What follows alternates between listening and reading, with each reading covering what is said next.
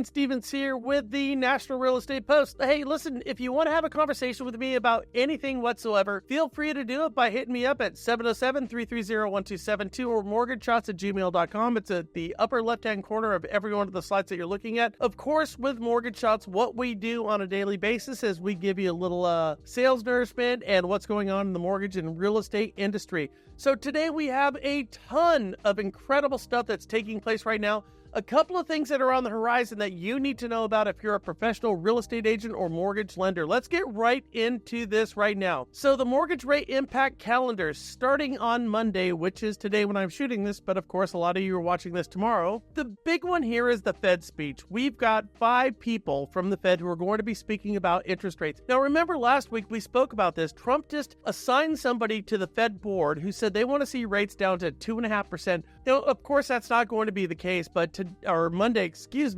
is going to be a big day. Now, Tuesday, the Schiller Home Price Index is going to be a big one. The FHFA Home Price Index is going to be a big one as well. Both of those tend to go hand in hand. But as we go down the week, the big one's going to be Friday. And that's going to be looking at unemployment numbers, their non-farming payroll, employment surveys measured by the number of workers except for people in farming. I don't know why they do this, but they certainly do. And of course, there's nonprofit and military that's in there. So this week we have a ton of things that we need to look at, which are going to affect interest rates, and by extension is going to affect what me and you do for a living. I hope that makes sense. The one that really kind of stands out to me is going to be the Institute for Supply Management Survey Industrial Complex Companies Index over on Wednesday on the 1st. I think that's kind of interesting because it really kind of goes down to our non-durable goods that we build in this country and where those are going to be. We're talking about refrigerators, washers, dryers. Of course, we're not building those things, but how do we import and export those?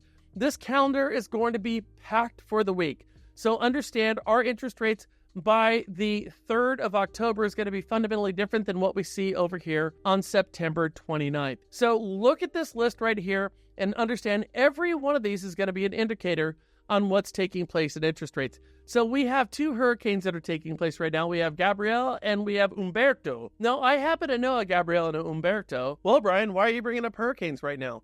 Well, hurricanes are kind of a big issue because they affect one of 2 or 3 fundamental different areas in our country that's wildly affecting mortgage interest rates. Over here on the West Coast, we find fires. That's a big one. Now, we had like the lightest fire season we've ever seen over here. But on the East Coast, what we're going to find is flooding, and we're going to find hurricanes. Well, why is this an issue? Well, because insurance has become a major issue in this industry. But here's the point on this one, guys, is that we have to understand the more these hurricanes hit, the more the fires hit, the more we're having dysfunction in the dysfunction function train that we have right now that we call our homeowners policies insurance, our catastrophic insurance policy exchanges. It's going to get more expensive. Here's the reason why this is taking place. The government shutdown looms large for the real estate and mortgage industry. Now, I want to read you a summary of this article. As a potential government shutdown approaches, the real estate industry faces possible disruptions in loan processing, flood insurance, and consumer confidence. Historical data shows shutdowns can delay closings, interrupt the National Flood Insurance Program, and slow market activity. The variety impacts across different regions and loan types. So, over the course of 2 sentences, we find the National Flood Insurance Policy being brought up twice. Now, here's a great one right here. The United States economy is entering 1974 to 2008 hybrid collapses. So let's go through the talking points on this, and let me tell you where I'm coming from on this one. This puts total household debt up $592 billion over the past 12 months. The second point is this. The surge was driven by mortgage debt, which rose $131 billion in the second quarter to a record $12.94 trillion. Does that one scare you? Because it certainly scares me. The third point is this, and this was one that really kind of caught me off guard. Credit card debt rose by $27 billion to $1.21 trillion, just shy of an all-time high. $1.21 trillion. The last point here is student loan and auto debt climbs $7 billion to $13 billion to $1.64 trillion and $1.66 trillion respectively, both hitting record highs. Okay, so what we're looking at here is our total debt balance and its composition. And as you can see, it's all going up. Now down there in the yellowish color is going to be our mortgage debt. The vast majority of debt that we're carrying in this country is going to be mortgage debt. The next one, that little pink layer in there, is going to be our revolving debt. Now, revolving debt doesn't necessarily mean credit card debt. It could be your refrigerators. It could be a whole bunch of different things. Now, if we go over there to our green, that's going to be auto loans. Again, we are paying more for autos, so we're carrying more of that than we ever have.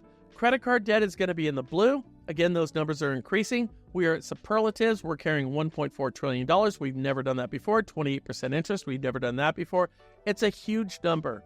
Now, our student loan debt is going to be in the red. And the last one over here is going to be others. What is other debt? I don't know. But here's what I do know. When I look at all of this debt, we are a society of consumers who are taking on more debt than we've done in the past. And this is problematic for us. So if you want to find a reason for a rate and term refinance or a cash out or a debt consolidation refinance right now, this graph should give you all the information you need to have in order to go ahead and go out and do that. So let's look at a couple of things over here. This is oh shit or oh yay. Is this good news or bad news? The University of Michigan Consumer Sentiment Index, the University of Michigan Survey of Consumer, as of May 2025, consumer confidence has dropped to its lowest level since 2020. Now, what was taking place in 2020? Well, that was COVID. Since then, we have people right now who are more distraught about the debt that they have and about the future outlook on where they're at than we've had since any time since the 1980s, and we're going to go over that. Cass Freight Index, Cass Information System, May 2025, U.S. freight volume and expenditures are falling sharply, signaling weakening supply and demand. Cass Freight Indexes is the freight, how we carry stuff, how we move stuff. It's people and trucks. And I'll tell you, if you want to find probably the best indicator as to what's going on with our economy, find out how people are moving goods and services around. And what we know right now is they're not moving them like they had in years past. The Atlanta Fed GDP now, the Federal Reserve Bank of Atlanta, the real-time GDP tracker forecast volatility suggests a demand shock is already underway, meaning what we think is going to happen has already happened. And if you don't know this, every single time we have a recession, it is always recognized after the fact. We don't recognize a recession when we're in the recession. We recognize it after the fact. And the fact that we see freight going down right now suggests to me that we're probably already in a recession. The U.S. Industrial Production Federal Reserve G17 data, multiple months of contraction across durable manufacturing. What is durable manufacturing? Those would be our refrigerators. It's going to be washers. It's going to be dryers. It's going to be stoves. Those type of things that are durable, that you buy once in a decade, those are down as well. The CPI versus wage growth, that's down. The debt delinquency rate, that's down right now. Auto and credit card delinquencies rising to pre-COVID levels. That one's a real big one because during COVID, everybody was laid off. When you didn't have a job, albeit we got money, but once you got laid off during COVID, people started missing their bills. Well, now we're missing bills more than we have since any time during COVID. Why is this important to you? Well, this one's really kind of a canary in the coal mine, isn't it? Again, a term I use on a regular basis here. But what it does is it forecasts what's going to take place in the rest of the economy. And the last one here I want to talk about is historic analogs. 1974 market crash, the S&P 500 total return index, historical data adjusted for inflation. 1974 was one of the worst post-World War II years. Why was 1974 one of the worst years? Well, it was the oil embargo. I actually remember this. There was a time when your license plate on your car would tell you the days that you could go get gas. And we would go get gas. I remember this in Southern California.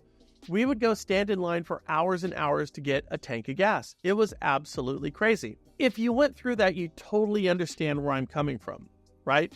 But if you didn't go through that, you don't understand where I'm coming from. And what this whole thing tells us is that right now we're in times that are as difficult as that. That's hard for me to believe. However, here's where we're at. We right now, guys, when we look at inflation, it has not cured itself. It's death by 1,000 lashes. We're dealing with something that looks like the oil embargo from Iran in 1974-76. That's what we're dealing with right now. These are the numbers. This is our reality. The question then becomes, what are you going to do about this? Now, as a loan officer or a real estate agent, you might think that you don't have choices.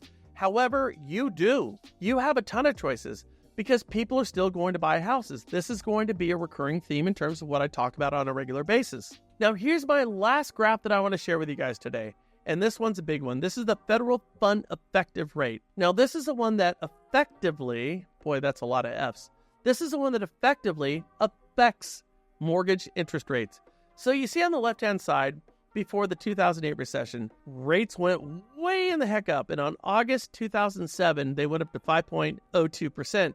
Now, that gray vertical bar that you're looking at on your left-hand side, that's the recession that we faced during the 2008 housing crisis. Now, what we did is, after that, we put rates at or below zero. And you can see that big bottom line right there in the middle. And then what have we done? We have recreated the same thing that got us in a problem in the first place. You see on the far right-hand side, 2022 on, we have raised interest rates absorbently over a very short period of time. So let me ask you this. When you see rates go up like this, and they ebb and flow, they go up and down, they vacillate, okay? What do you expect to happen next? The Fed board right now, including Jerome Powell, is talking about lowering interest rates. We see it from every one of the major players who's going to affect mortgage interest rates. That could be Fannie Mae, Freddie Mac, the FHFA, HUD, the Treasury, the Federal Reserve, the federal government.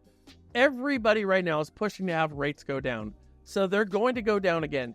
If we happen to be in a recession, as I believe we are in right now, we're going to see these things drop precipitously, and it's going to happen very, very quickly. And when it does, we're going to look at something that we saw between 2009 to 2016, which is going to be flat rates. So rates definitely are going down right now. It's not even a question. I hope, my friends, this makes sense. If it does, do me a favor, send me a message. Tell me what you think. Am I nuts right now or not? And if you think I'm nuts, well, then tell me why and tell me what you're going to do, because we want to crowdsource our solutions. We want me and you to understand what the next move is going to be. I don't have all the solutions, but this is certainly how I see it. With that said, my friends, you make it a great day, and I will talk with you soon. Bye.